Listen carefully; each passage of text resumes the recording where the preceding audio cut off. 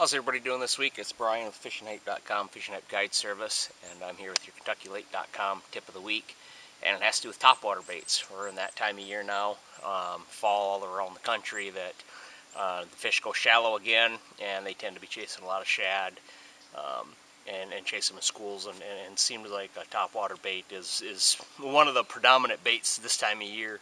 And we're just going to go over a few of the baits, just to give you an idea, maybe what to pick when and where to throw which one and what conditions to throw certain ones in. So we're going to start out with like the original spooks, and this is a Zero spook, one of the originals. No rattles to it. They were quiet, and that's a walking style bait. We're not really going to get into poppers and stuff this week. We might do something about that in the spring, as that's more of a spring deal. Fall is more your walking style type baits and stuff like that. So keep that in mind. We're going to just go pretty much over walking style baits this week. But the Zero Spook, one of the originals, quiet, doesn't make any sound, and has a real easy, fairly easy walking side to side motion to it. And this is basically the original size. And you can see here's a Boyne, here's another spook. Here, this one's called the rattling spook.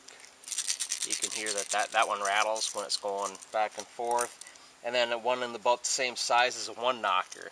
It's just got one loud knocking sound to it.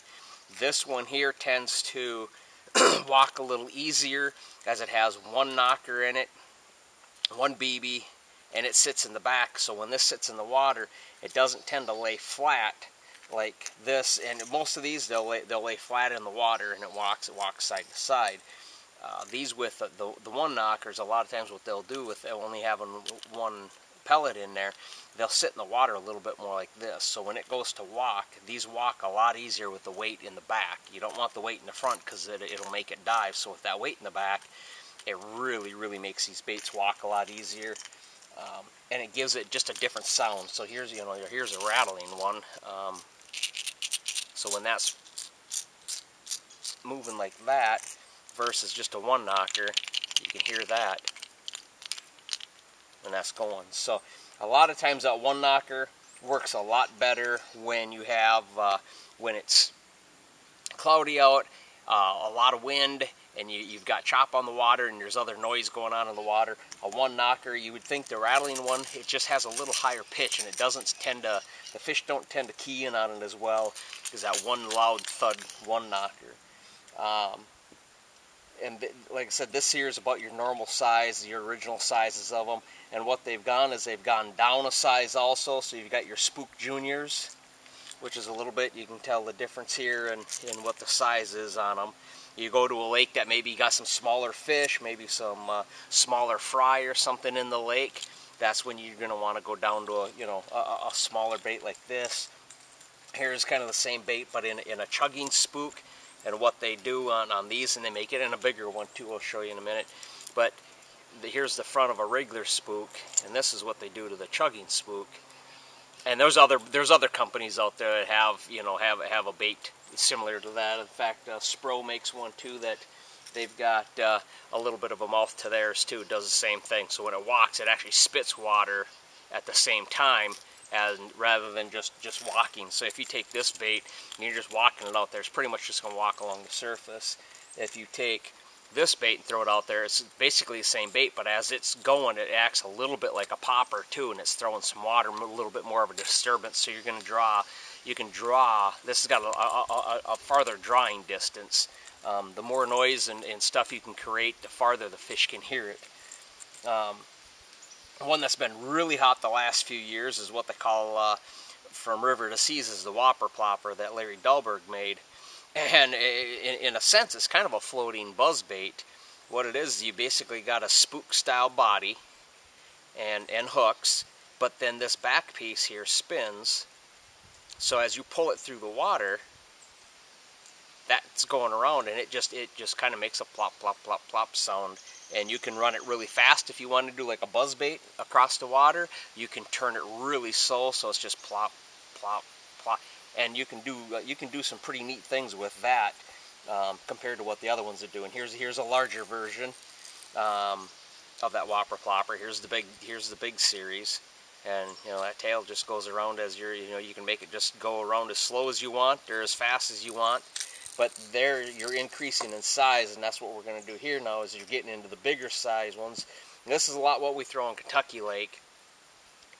Just bigger fish, bigger bait fish, and so we'd throw a lot of these saltwater series and magnum size spooks here. Here's a big chugging spook, just like that little one, and here's a saltwater series super spooks. But same size profile. One's just got your hollow lip in here to spit water. The other one's just your regular style type spook, and still got that rattles to them. Here's a Rapala X. This one here is an X-Rap Walk. Just another big, just a big bait. I mean, that thing's a handful there, versus you put it next to one of these other little baits, and it's just Gunnersville, Pickwick, lakes, reservoirs that just have real big shad and big bait. Those big fish are attracted to that, and that's what they'll go for. And so that's a lot of what we'll throw here is a lot of the big, big baits. Now, like, I'll go to Old Hickory coming up this weekend, and this isn't a bait I'm gonna go throw down there. I'm gonna key in more on just the original size, or maybe even going down to the smaller size, just because there's not a lot of big fish in that lake and a lot of big shad. They're all keyed in on small stuff, so I want to try to key in on the same size baits that they have. And this here is just another walking style bait, same thing. That's got a big thumper rattle in it too that will draw fish from a long ways away. You can hear it better, and with waves or whatever going on. And another bait they have that's kind of a mix of the spook style walking baits with the popper face is the pencil baits. And the one thing with the pencil baits, they walk really, really good. They make a lot of noise. And what they do is a lot of their weight, if you notice how they're designed, a lot of their weights back here in the back section, in the butt section, these really sit in the water really well on an angle like that. And when you go to walk it, these things walk really well. It doesn't take much at all, a little snap of the wrist, and these baits really snap around, and they splash water every time they go. And that can be a big drawing factor. I throw a lot of these when we have a windy day. You got a lot of chop on the water, and there's a lot of extra noise out there, and you're trying to draw that fish. Some of these other baits that they just lay flat in the water and walk, they may not draw that strike or get that fish to come. But I will guarantee if they're not coming up getting one of those baits, you tie on one of these, and I mean, it doesn't take much at all, and that bait really it jumps around because there's so much weight in the tail. It doesn't take much for it to pivot. When your pivot point on one of these is in the middle, it's a little, I mean, they walk decent, but they won't snap around like like one of these pencil baits do. I mean, these things they pivot on the back, not in the front. So what they'll do is, I mean, when they do this, and you can hear that, just when I do that, how much louder the rattle is for the length that it has in here. It's just, that's a big drawing factor to them. So that's your main things on your topwater baits. Is going to be the size. Keep your size relevant to the bait and the size of the fish you're fishing for. The rattles in them. Do you want rattles? Do you want a one knocker? What's the conditions like? Do you really need to draw that fish from a long ways away? And the farther you need to draw it away, the more noise and the more splash and the more ruckus you want your bait to make. So you might have a really gin clear lake, and going back to the original spook with no sound at all, but just it splashing on the water might be the deal, because maybe something that's real loud and obnoxious you're not going to draw that strike. It might actually kind of scare the fish. You get something out here, Kentucky Barkley Lakes and some of the other lakes that are a little bit stained, and you don't have, it's not real clear visibility, and they're big enough, you got a lot of wave action. These bigger baits that make a lot of noise can make a big difference on it. So hopefully that'll give you a little hint and a couple tips on what baits to use and when and why. So, but until next time, it's Captain Brian Brown with FishingHype.com, Fishing Hype Guide Service, and this is your KentuckyLake.com tip of the week.